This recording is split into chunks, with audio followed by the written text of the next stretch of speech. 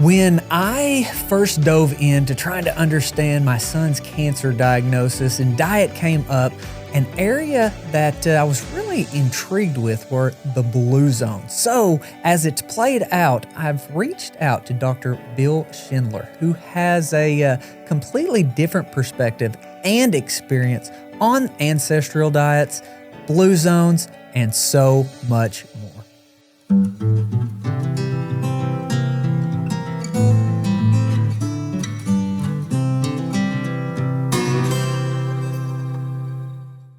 Dr. Bill Schindler, so excited to be visiting with you, my friend. I have absolutely loved your work. And for somebody that has had as much exposure as you have, going into having your own restaurants, bakery, I just think that's so neat, brother. You're putting in that groundwork. But if you don't care, give us your introduction, and I really want to dive into that ancestral diet because I think that's a hot topic. But what does that mean? Sure. So I'm an archaeologist, anthropologist by training. I taught at the college level as a professor for 20 years. Food and the technologies surrounding food, especially in our ancestral dietary past, have been the focus of my work for decades.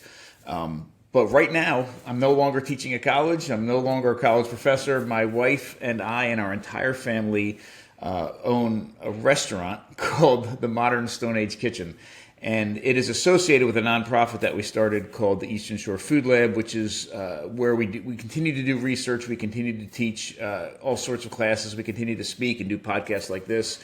I wrote a book called Eat Like a Human. So all of the research and teaching and outreach is funneled through the nonprofit, but everything that we learn is put into practice in our restaurant called the Modern Stone Age Kitchen. And a quick sort of overview of what that is. We wanted to create the restaurant that we couldn't find that we wanted to bring our family to. Like, we wanted to literally be able to make a restaurant where we could bring our family and feel good about our kids ordering anything off the menu.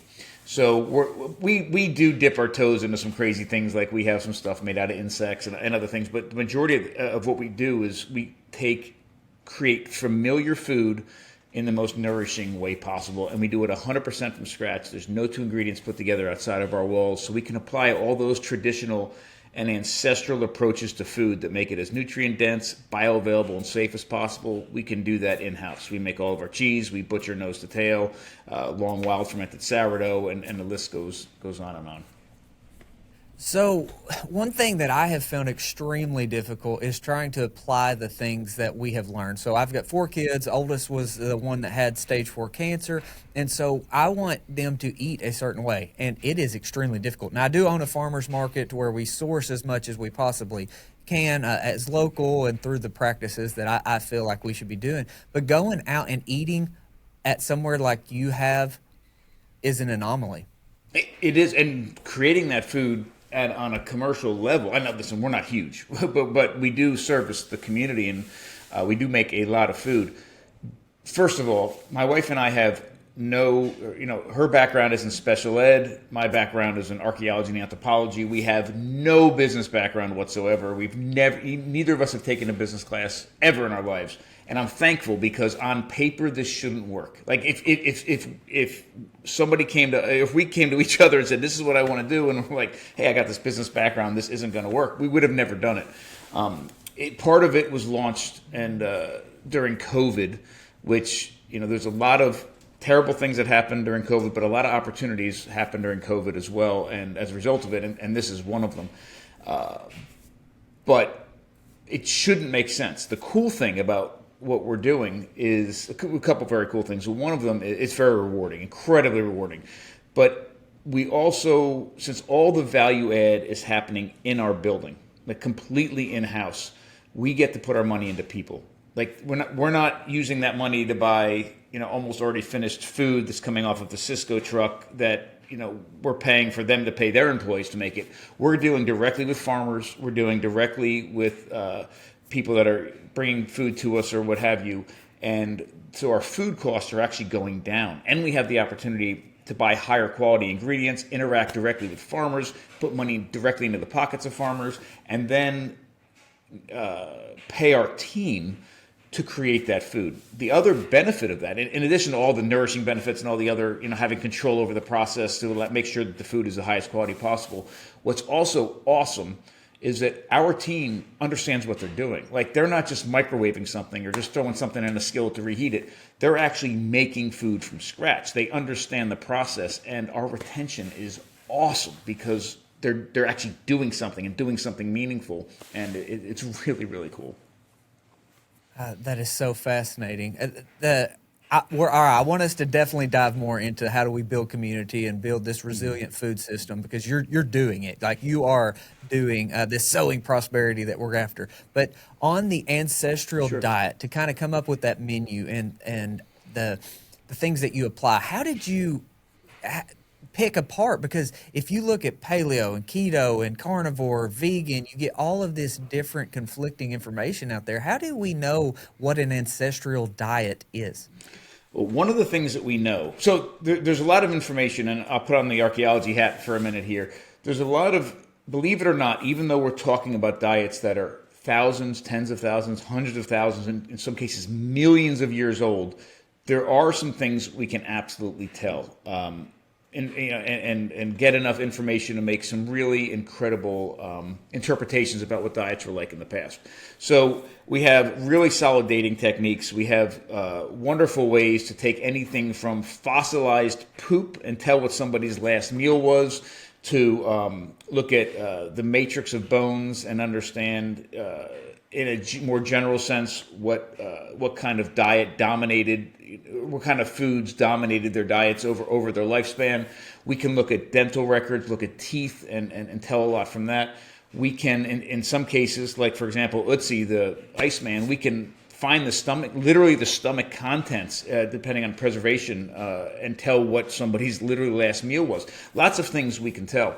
We can look at tools and tell what kind, if it's a groundstone tool, literally pull thousands and thousands of year old starch grains out of the matrix of those the little pockets in the groundstone tools, tell what they were processing. We can pull blood residue off of stone knives and tell what animal they were literally cutting into. So there's a lot of information in there that we can tell.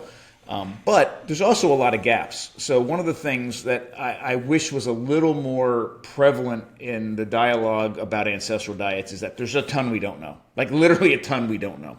And I want to make sure we have room for that in the conversations. The other thing that I wish, and I'm thankful I have the time with you here to sort of break this apart a little bit further. One of the things that needs to be a little less dogmatic and a little more open is the one thing about our dietary past that is constant is change and diversity, right? There's no such thing as the ancestral diet, right? First of all, we're talking about millions of years worth of diversity happening. Once we hit 2 million years and our ancestors start spreading in different continents, different resources, different environments, tons of different diversity in our diet. So there's no ancestral diet. But there are some things, kind of like that Weston Price approach, where there are some pockets of things, these dietary sort of needs that we as humans have that get filled in different places in the world in different time periods through different resources.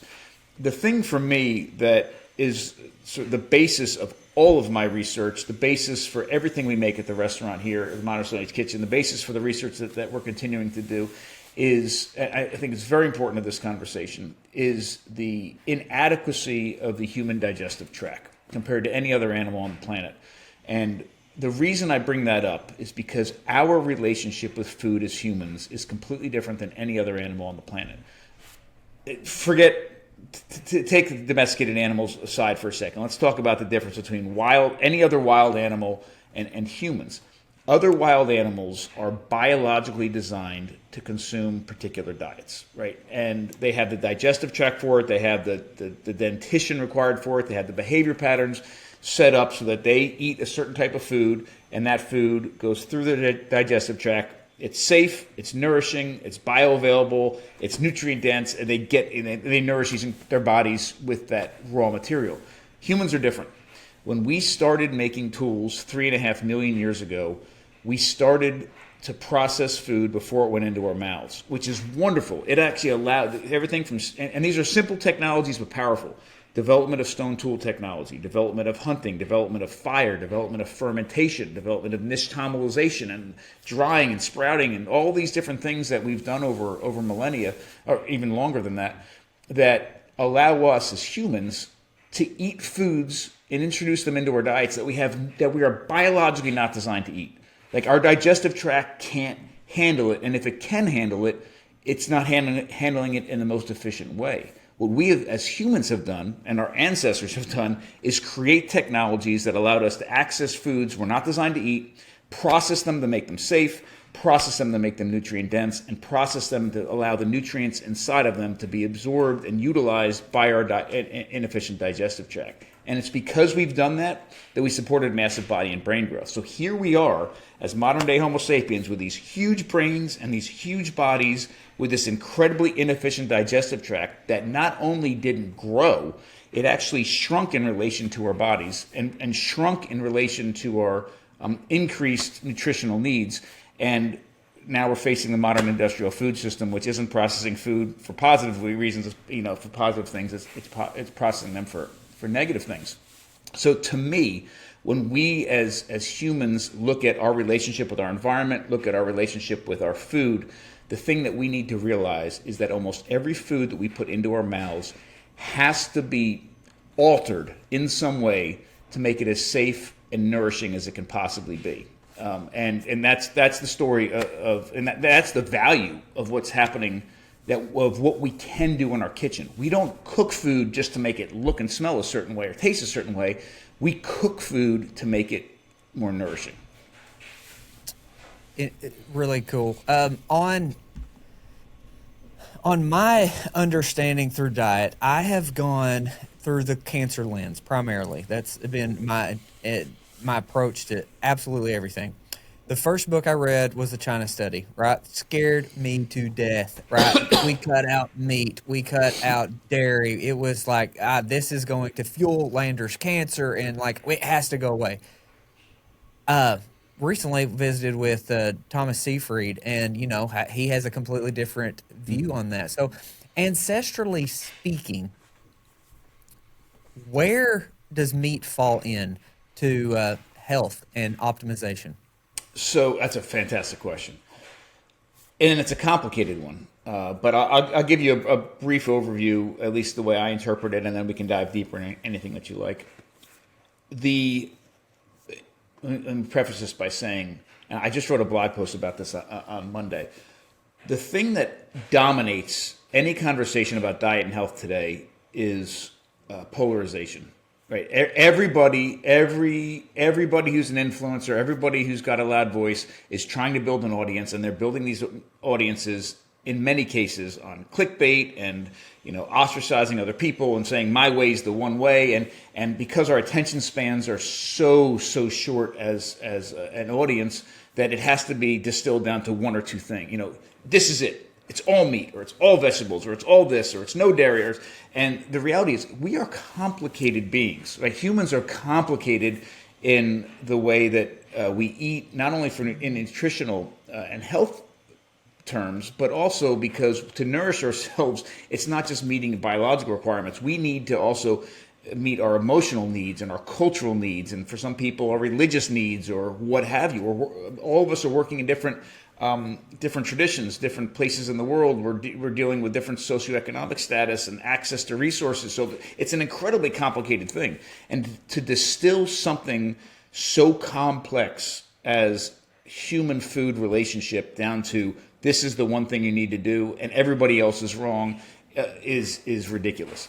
So I'll say that at first. But our relationship with food started with plants and insects, right? So we didn't introduce, if you go back 5 million years ago, 7 million years ago, when we first stood upright, we had no tools. So everything all the food we got from our environment, we accessed with our fingers, with our teeth, with our muscles, or whatever.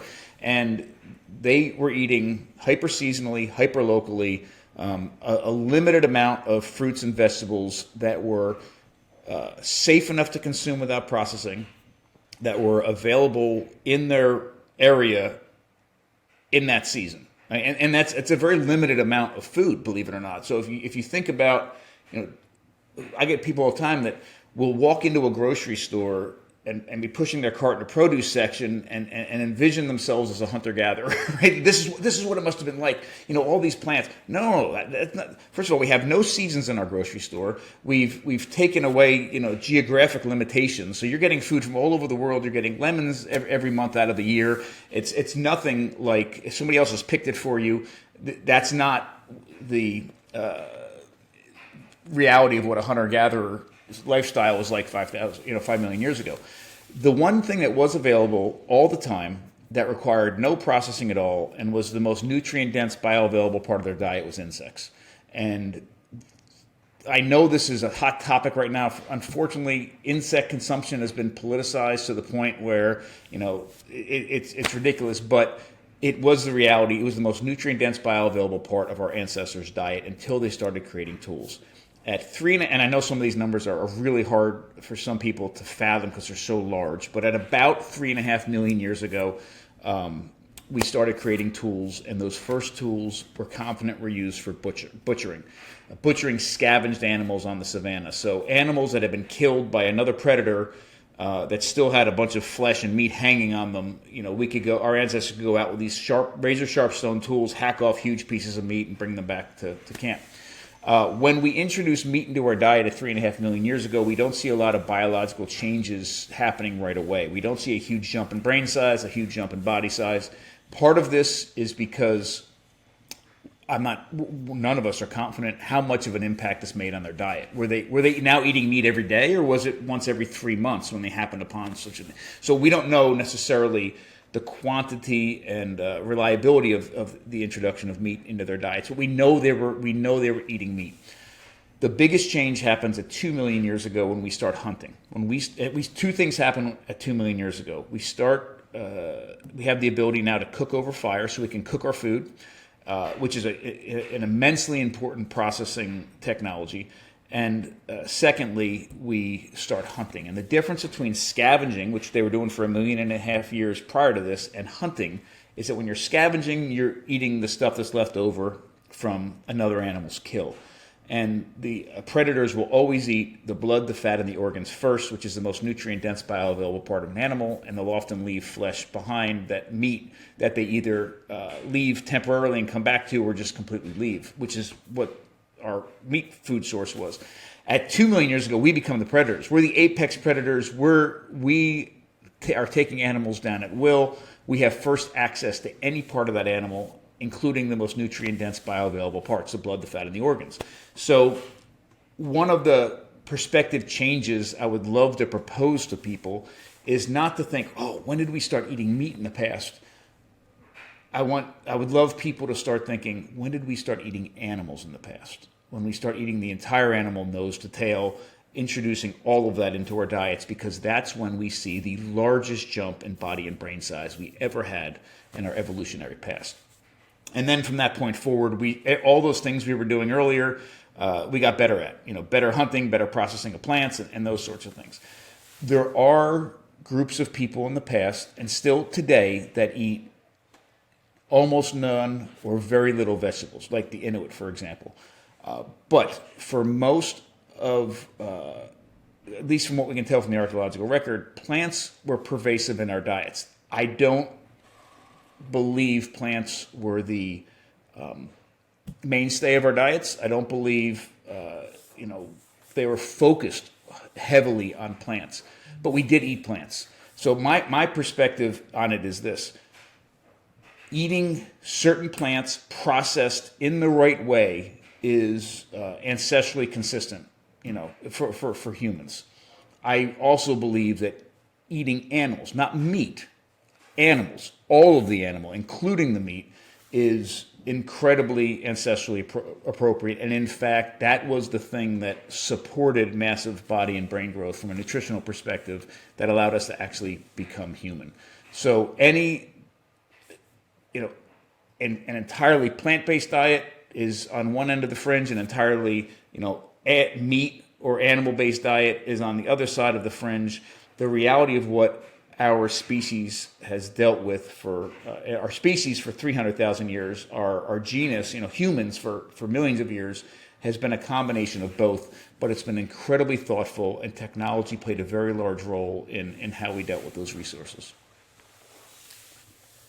The carnivore has definitely been something that's got my attention, especially lately. Going from the extreme of I literally thought meat caused cancer. Like I bought it, I bought into it. But we recently visited with Dr. Anthony Chaffy. I know that you and him are buddies, and I feel like he's put out so much value in maybe not necessarily the carnivore push, but just that, hey, meat's not doing all these horrible things. Animal is not doing all these horrible things. Now, he's not as pro organ and stuff as I am.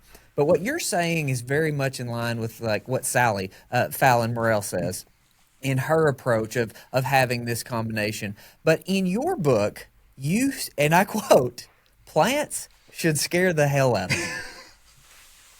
Go into that. Absolutely. But let me say very quickly first, I love everything that Anthony Chaffy does. We're good friends. I love his approach. And I will tell you, and he's the person I pause at every time I start saying that vegetables are ancestrally appropriate, because I don't know how many years it's been since he's put a vegetable in his mouth. He is so careful that I was going to say intentionally or unintentionally, I don't even think there's been an unintentional vegetable that reached his mouth. And the guy is literally the poster child for health. Not only does he look healthy, but his whole demeanor, just his smile, his radiance, all of it is healthy, and he cares. And so, he literally, when I was just doing that last 5 minutes worth of talk, he was in the back of my mind. I will say, if I had to choose a diet that was either all animal or all plant, it would obviously be an all animal diet. There's no, from a lot of different reasons. But like I mentioned earlier, there's a lot of different reasons that humans eat food and a lot of different needs that we have. Some of those are biological. Many of those are emotional or cultural or otherwise. And the reality of the conversations I think we should be having, just like this one here, is, okay, let's say the best diet ever is full carnivore. I don't believe that it is. I believe it's one of the best things we can do. But from a nutritional, safety, health perspective, let's say for a moment that is the case. And maybe it is. People eat vegetables. Like they're in our world. So the approach that I have and my wife and I have and our family has and we have at the restaurant here is, if you're going to eat vegetables, these are the safest ones to eat, or this is the best way to process those vegetables to make them as safe or as nourishing as possible. And I really think that's the conversation we should be having now, because there's a whole lot of people who in their lifetime are never going to stop eating X, Y, and Z. And maybe the step that we can take with them now is this is what you can do. So as far as the plants that scare the hell out of you, please, that comes from, I've been hunting since I was about 8. I started foraging when I was 10 years old, and I'm 50 now, so it was 40 years of foraging, and 30 of those I've been running foraging tours all over the world. And I used to start, everybody would come, especially 30, 20 years ago, they'd come to the class really, really, really scared, like super scared of foraging. Like, I've heard of it, I kind of want to dip my toes into it, but I know these plants are going to kill me, so I'm really scared to do it. And in response to that, I would start every foraging tour off saying, listen, there's nothing to be afraid of. Mushrooms, be afraid. Like, there's mushrooms that if you pick the wrong one, you're either going to die the next day or your liver's going to shut down and you're going to be, dealing with this the rest of your life. I wish you were dead. But other plants, there's a couple out here that are really dangerous. But for the most part, if we identify properly and do this, then there's nothing to worry about. And then I really started to learn more about things like lectins and phytates and oxalates and all the other things that are problematic in plants that, to me, are so much more dangerous than the mushrooms that I used to make people scared about. And this is why. I actually gave a foraging tour to a local school a couple of days ago, and I told them this.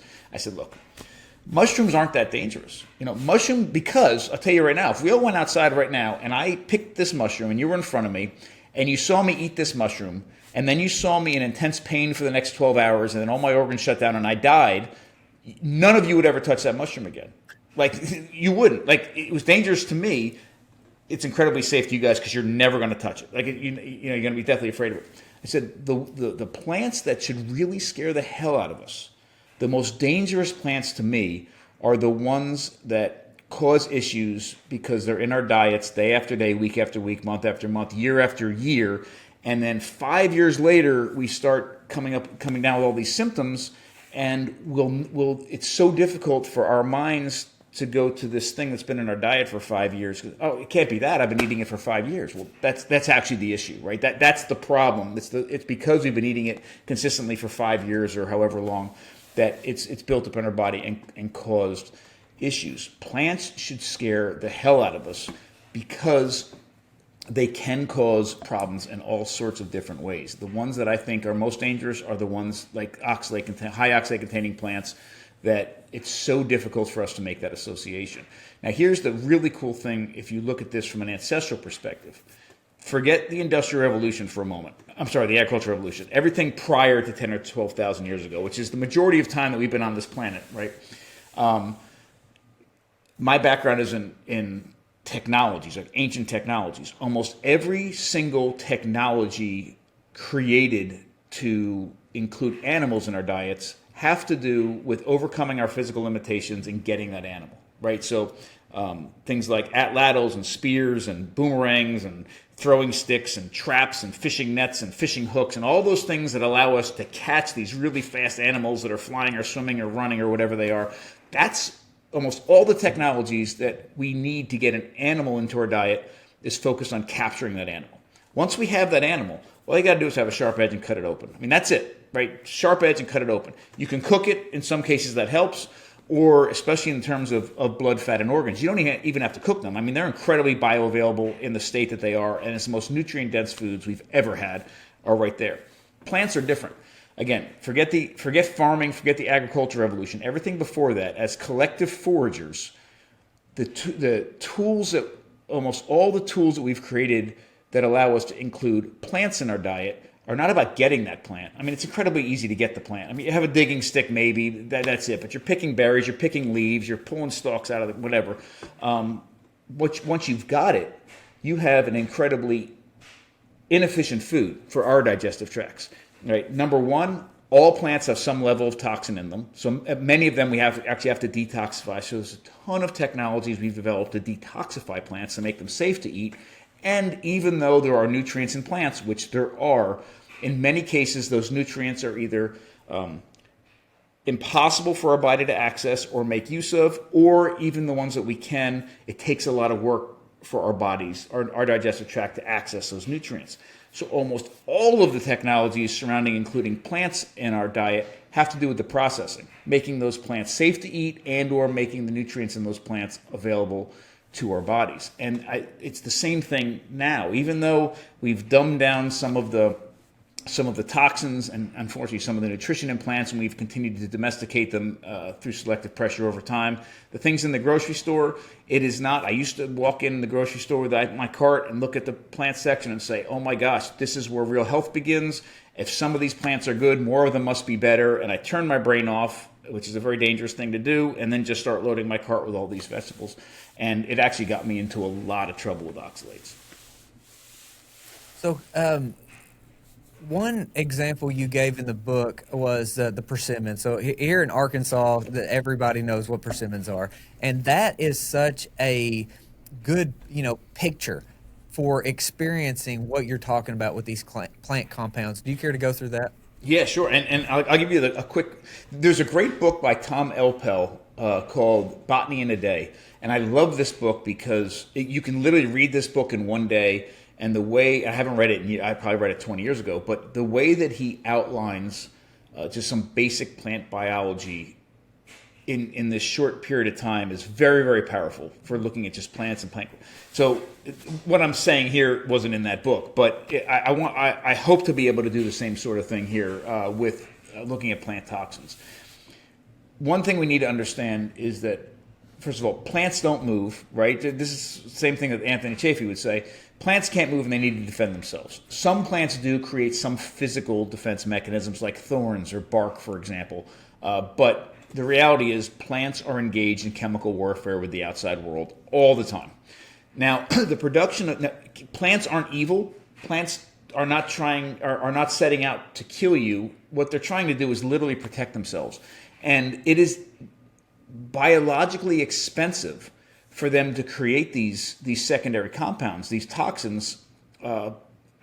So they serve a purpose. It's not that, oh, I'm just going to be a mean plant and make this sort of toxin. Well, it takes a lot of work for them to actually create those toxins. So they serve some sort of evolutionary purpose. And what the plants are, the only thing the plants are trying to do, just like every other species on this planet, is the basics of what happens in evolution. A species needs to produce offspring that can then produce offspring. Right? That's it. That's the only thing that needs to happen for a species to survive. When that doesn't happen, a species goes extinct. So the plants are trying to reproduce and reproduce viable offspring. So they put a lot of chemical pressure, right? a lot of chemical defenses into making sure that they reach maturation to the point where they can produce seeds, and those seeds, in whatever form they come, are heavily defended through chemical means to make sure that they stay safe until they can, sprout and create a new life as well. So if you think of those terms, and you look at a plant in general. Now, first off, again, I've been foraging for 40 years. I've been teaching foraging classes for 30 years. I never say never or always in the foraging world, because you're always going to be wrong at some point. So I don't want to make blanket statements, but there are some generalizations we can at least consider for this conversation. One of them is, and it has a lot to do with toxins, a plant that puts a lot of effort into building an energy resource in the ground. We call them underground storage organs, roots, corms, tubers. Think potatoes, for example. What happens is they spend all spring and summer and early fall engaged in photosynthesis, creating all this energy, storing it in the form of carbohydrates. So when the top of the plant dies, it lives off those carbohydrates, right, in the energy resource in the winter until they sprout, create leaves, engage in photosynthesis again, and start that process all over again. You can imagine in a plant like that root is incredibly important, and it's no surprise that they're almost always very heavily defended by chemicals. In fact, the most dangerous and toxic part of many of them happens in the skins, because those skins are the barrier between this important part of the plant and fungus and insects and disease and all sorts of predation. So even if the potato skins, for example, were more nutritious than the inside, which they're not, but let's even pretend they were, like I was told in the 70s, it's not worth it to deal with those toxins. I will never eat a potato the rest of my life that's not peeled. I mean, it's that big of a deal. It's another story for another time, but just to give that idea. Roots and stems stems and leaves and those sorts of things can vary in toxin load. Some are incredibly safe. Some of them are incredibly poisonous through different seasons, through the plants, whatever. But what I really want to focus on is the rest of the plant. The flower. The flower, the plants put a lot of effort into creating these secondary compounds, we call them allelochemicals, to not repel from the flower, in fact, to attract, especially with plants that require insect pollinators or other kinds of pollinators. So what you see mostly with flowers is a beautiful flower that looks super pretty and smells super pretty and tastes super good and doesn't have any or very little toxins in it, because the role of the flower is to attract. That's part of the reproductive process of many plants. So typically flowers are very safe to eat. But then we get to the production of the fruit. So you have this fruit produced, and in the case of the persimmon, the fruit serves a role. A fruit is a delivery mechanism for the seeds, and the seeds are the babies of the plant. So what typically happens with fruits is that a fruit starts off toxic. Like a fruit starts off because as that fruit is developing and those seeds are maturing, they want to keep those seeds safe until the seeds are mature and ready to get spread. It doesn't serve the plant very well. If you have an animal come eat a fruit full of immature seeds and then bring it somewhere and deposit those seeds in a pile of manure somewhere if they're immature. So something like a persimmon is toxic until those seeds are mature, and then the toxin is shut off. They smell great, they taste great, there's little or no toxins in them whatsoever, and they're working to attract animals to come and eat that fruit and then deposit the seeds somewhere else. So immature fruits, especially the skins of immature fruits, are often toxic, and that goes for. I wrote a blog on this about a month ago. That goes for fruits in the grocery store. I mean, an immature banana. I know people like an immature banana because it doesn't have as many sugars in it and whatnot. But an immature banana actually has toxins in it that we need to be aware of, especially if we're eating a lot of them. So mature fruits are often great as far as toxin loads are concerned, but the seeds, nuts, grains, and legumes are the babies of plants. They are chemically defended very, very heavily. And in order for us humans to eat them safely and efficiently get nutrition from it, we have to do things to them. And in many cases, we just need to stay the heck away from them. So here's another great example for you from another plant. You're in Arkansas, right? Yep. Okay, so here's another great example of dangerous seeds. So also seeds, nuts, grains, and legumes. Seeds, grains, and legumes, and to some cases nuts, but at least in the other cases, they're physically and chemically designed in many cases to withstand the digestive tract of animals. I mean, their role is to go into the mouth of an animal and come out the other end in a pile of manure somewhere to make a new plant. Some seeds, and many of us know this, are actually require going through the digestive tract of an animal in order for it to be able to germinate at some point in the future. They look like torpedoes in many cases because they're supposed to shoot right through us and come out the other end. I mean, so everything about that makes a lot of sense. Here's an example of how dangerous certain seeds are. So one of my favorites, so I love persimmons when they're ripe, and I love pawpaws. Do you have pawpaws? Okay. We do. Pawpaws, George Washington's favorite fruit, our favorite dessert on the planet. He loved chilled pawpaws. I love pawpaws. If you've never heard of or seen a pawpaw, it's actually related to a banana, but indigenous to North America. It's crazy. They taste delicious when they're ripe. The seeds have a powerful neurotoxin, and I actually what I would do every year with pawpaws for years is I'd go collect bags and bags full of pawpaws. And I'd put them through a food mill, kind of like I'm making tomato sauce, and I'd get all the pulp out, and I'd make ice cream from it, do all these other things, and leftover stuff I would freeze. Well, a few years ago, I took some out of the freezer, some of this pulp from the pawpaws, and I dehydrated it to make like a fruit leather. And this had been in the freezer for like 2 years, but after the fruit leather was made, I took a little piece the size of my pinky nail. I had a little bite, and my son was there. He's like, have a little bite. I'm like, sure, take a bite. We've been eating pawpaws for like 20 years. Anyhow, about an hour and a half later, both of us were in the bathroom and couldn't leave for hours. Our heads felt like they were about to split open, vomiting, diarrhea, the worst I've ever had in my life. Both of us. Thank God we had more than one bathroom. And it lasted for hours. And then it sort of went away, and that was the end of it. Like, oh my God, what the hell happened to us?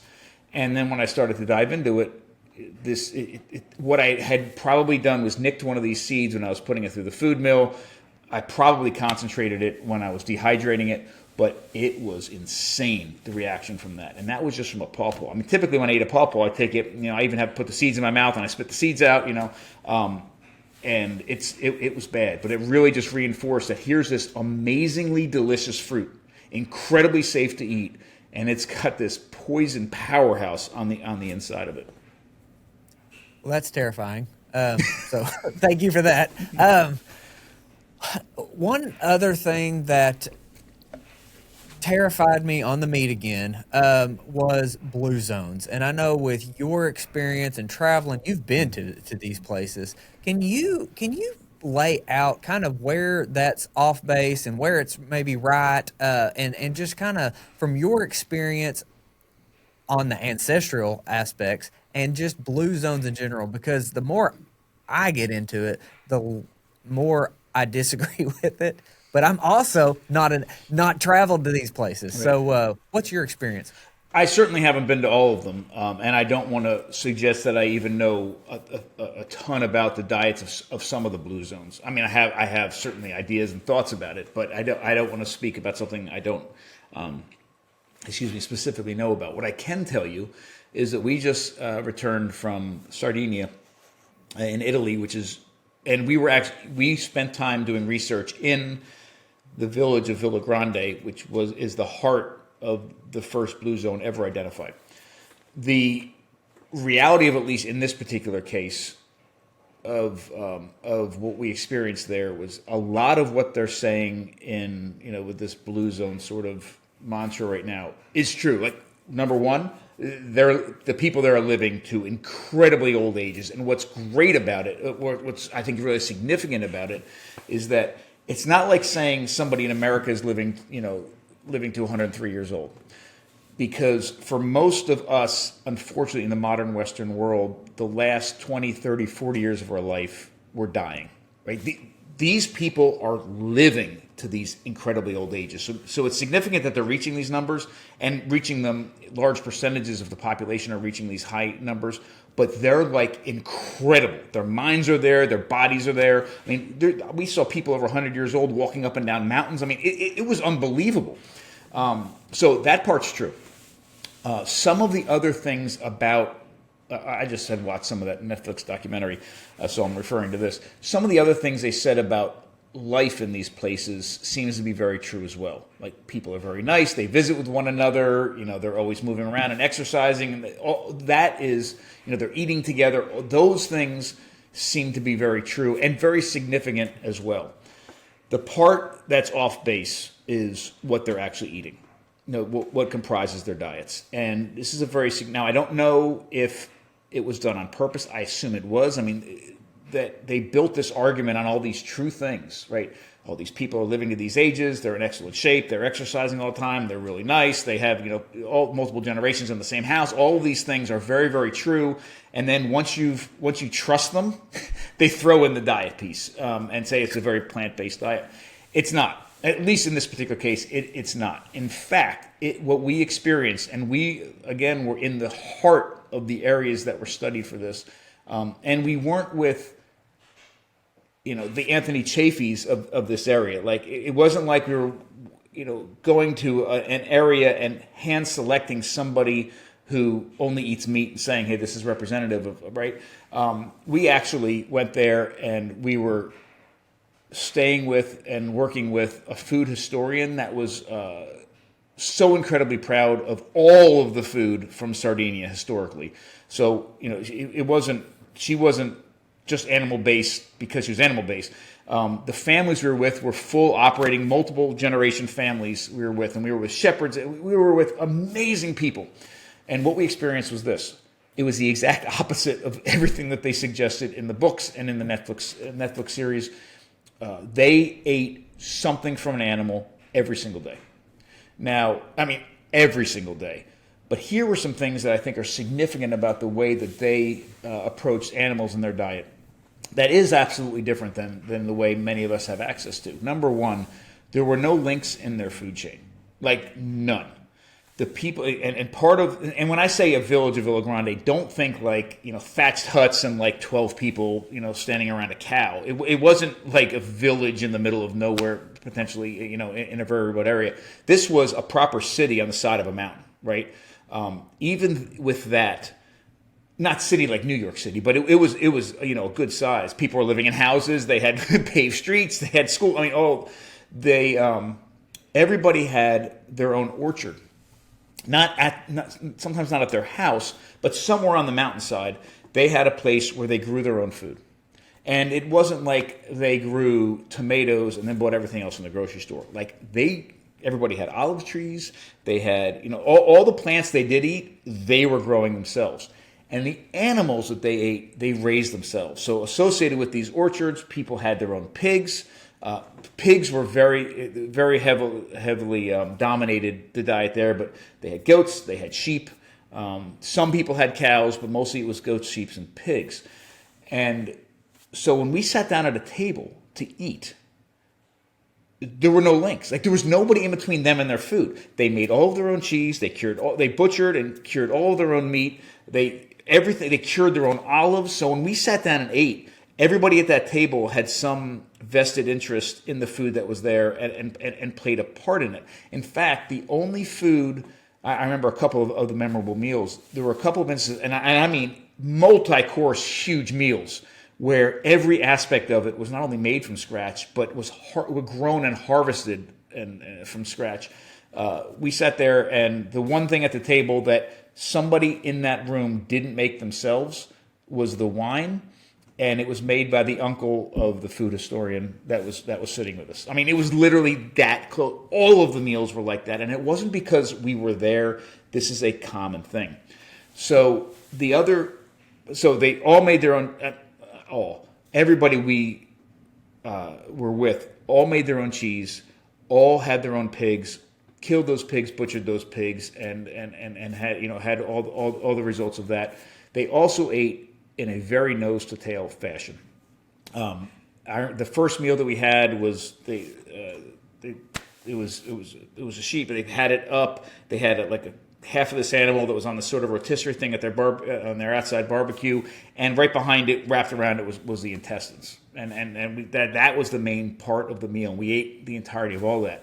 The one of the reasons we were there was to study one of the most rudimentary forms of cheese making, something called caio de cabretto, which is so we went into the mountains to work with one of the shepherds.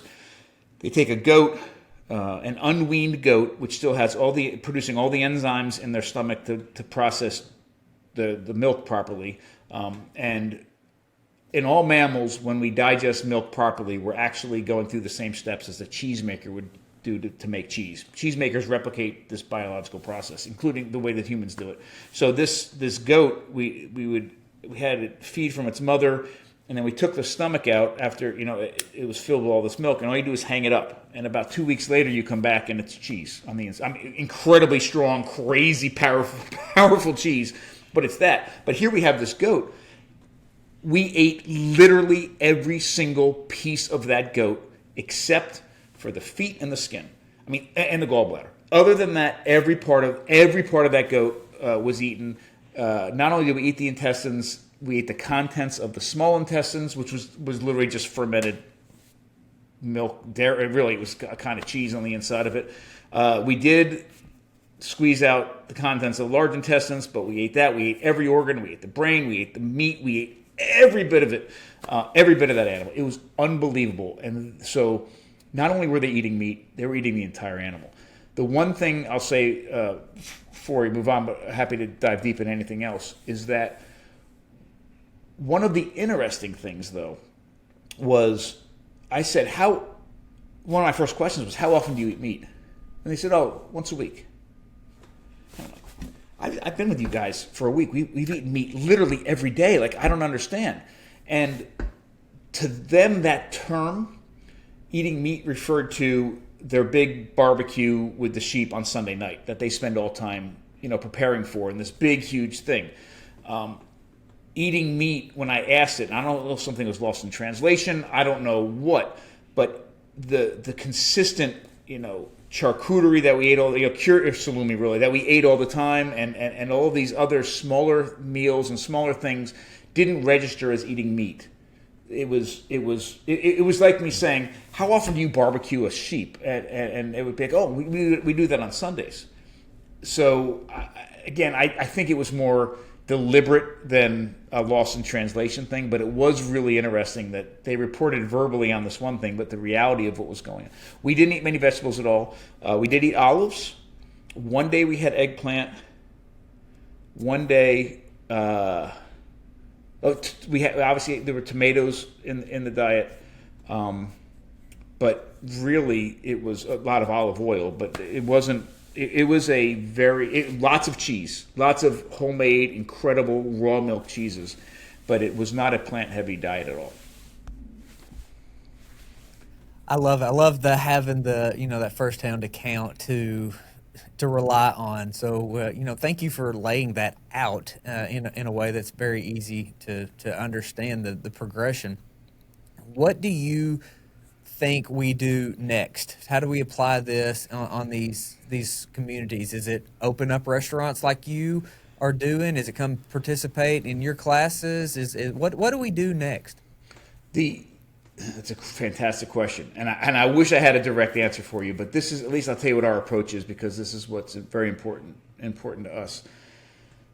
The first thing that we need to do, the number one thing that we need to do on an individual level, a household level, and on a community level, is to reconnect with our food on every level possible. And for different people, that means different things.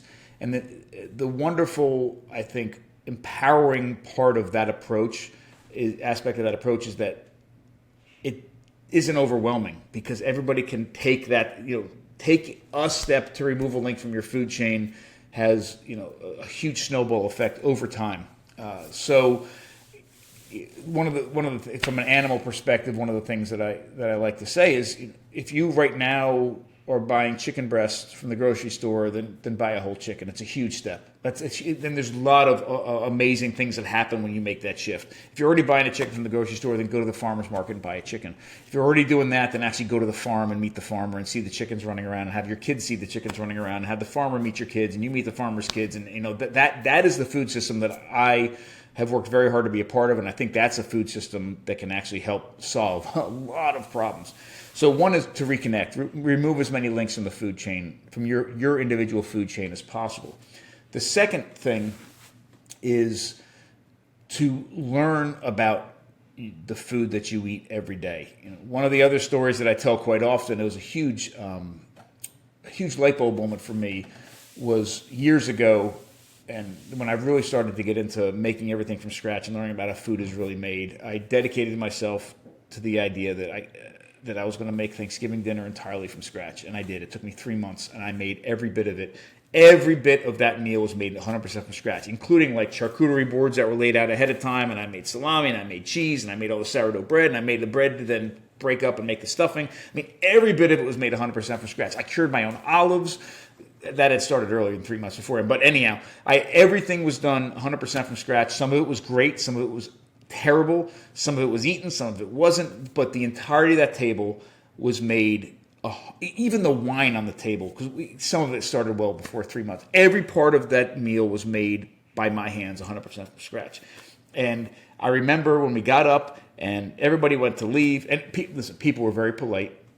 They were very polite. Some of it they loved, some of it they hated, but they ate it all. When they left, I was so proud of myself. I physically ducked around the corner and patted myself on the back. And I felt so proud. Then I woke up the next day, and I was like, I didn't do anything. Like, I did something. It was very, very cool. I can talk about it now, however many years later, but I didn't make a difference in the health, a real, lasting, solid impact on the health of everybody around that table. All of those months of work, and it was one meal, and that was it. And I decided, I'm a father. Like, I have to nourish my family. I'm not going to start now preparing for next year's Thanksgiving. What I need to do is figure out the foods that my family eats every single day, or multiple times a week, week after week, month after month, year after year. And if I can nail those things down, learn how they're made, start to make them in the most nourishing way possible, and continue to do that, then that's what's going to make an impact on my family's health. So that was a really powerful moment for me, and my suggestion to everybody that's listening is, if you are dedicated to really nourishing yourself and your family, and supporting a food system that is really, really a powerful food system that's going to make a difference into the future, then take the foods that you eat every day or every week or all the time, and don't pretend. Don't be like, oh, well, it's really this one. It's really mac and cheese. Like, whatever it is that your family really eats all the time, pizza, whatever it is, and learn to make that entirely from scratch. And I know that sounds like, oh my God, like I don't even know how to boil water. Like, do it. It's worth it. And it's going to take less work than making the entire Thanksgiving dinner, but just the act of getting into the kitchen, using your hands, sourcing the raw ingredients, looking at how they change and how you can manipulate them in your kitchen to make whatever it is, whether it's the pasta or making the cheese or whatever, make that entire meal from scratch. And one of two things is going to happen. And it doesn't matter how good it is or how successfully executed that meal is. One of two things is going to happen, and they're both incredible. One is you realize, hey, I love this. Like, I'm not only going to make this all the time, but I'm going to start learning how to make the second most, prevalent thing in our family's diet and go down the rabbit hole like I did. That's great. Or the other one is equally as powerful. You now know more about that food that your family eats all the time than you ever would have known in any other way. I don't care how many podcasts you listen to, how many books you read, how many documentaries or cooking shows you watch. You know more about that food than you ever could have in any other way. And you literally, and I'm not overstating this because it has transformed my life. You will walk into the grocery store a completely different person. You are now an informed consumer, and you literally have this shield up and are immune to the advertising and the marketing around that particular food from that grocery store. The trillions of dollars that go into product placement and packaging and labeling and couponing and all of those things that impact our decisions on what we buy, you now walk in completely informed. And what you can do, if you never make that food again, like ever make that food again, you now know enough to support select the best versions, the most nourishing versions of that food that somebody else made, and you are now supporting those people with your hard-earned money, and you are making an impact on the food system that way. And I know it sounds crazy to tell somebody to get into their kitchen at that level, but that really is where incredible change can happen. So for us, we had to finish answering that question. Our goal is to create that sort of education and understanding in people. That's why in our food lab, one of the most important things that we do is our classes. We have in-person classes. We have some of them are several hours. Some of them are several days. We have all sorts of different versions of them. And we love people to come here and take classes.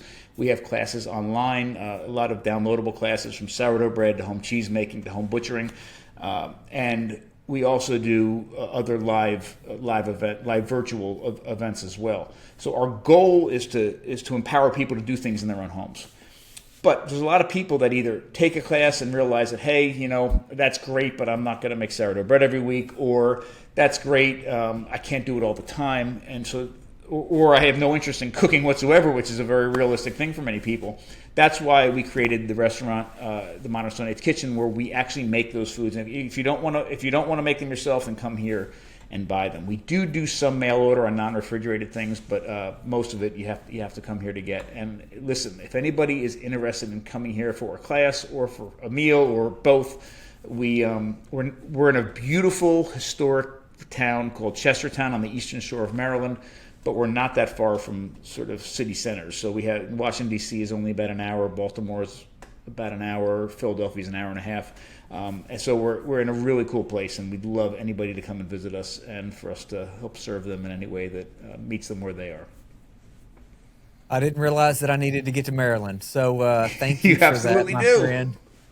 We will make that happen. But thank you for your time. Thank you for your work, the expertise you put out there, and I've appreciated this visit immensely.